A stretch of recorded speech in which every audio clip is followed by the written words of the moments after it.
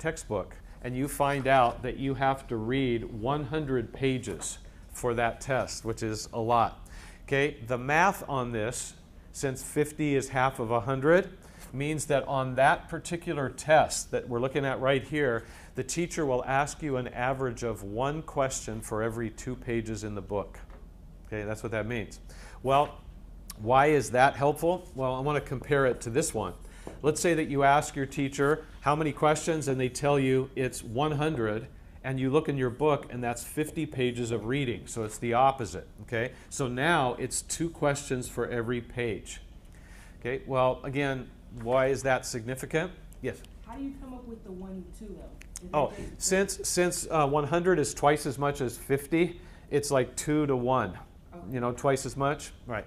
And so if you find out that the teacher's going to ask you 1 question for every 2 pages in your book, if you think about 2 pages of a textbook open and you look at all of that, you know how many questions a teacher could find from all of that? They could find 10 or 15 or 20 questions. So if they're only going to ask you 1 out of all of that, the chances are really good that what they're going to ask you is something big, like a main definition or a big main point. If they wanted to ask you little questions, they would ask many, many more. So how do you study for a test like this? I think usually basically the way that you already do, which is you read everything and then you go back and try to make sure you learn the main things.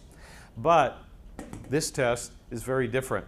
So instead of having 1 question from 2 pages, there are 2 from here and 2 from here. That's 4 questions instead of 1. What is this teacher going to ask you a lot more of on the test? If there are a lot of questions from a small amount of material, instead of main ideas and big things, what are they going to ask? Details. Picky little details, okay? So here's what I'm trying to show you about this. Cramming, as we just got through saying, is not a very good idea ever when you have a test, but which of these 2 situations would be worse to cram for? Yes, number 2. Why is that? It's because when you cram a huge amount of information into your brain, like the night before a test, what usually sticks there, if you're lucky? Big things.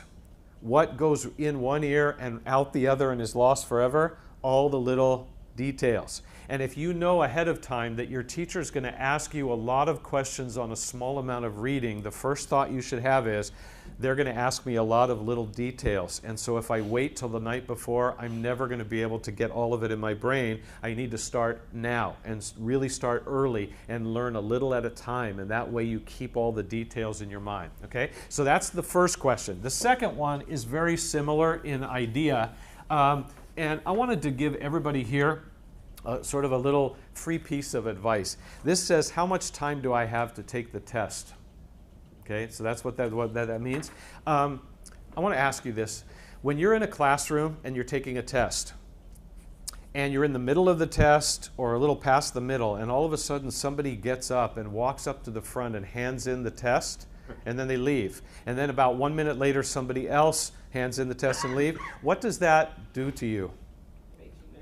Yeah, it usually makes people really nervous because they're thinking, I thought I was doing okay, but look at that genius who just walked up and passed that in. And they start getting nervous and feeling like they have to rush. Well, I want to tell you that from my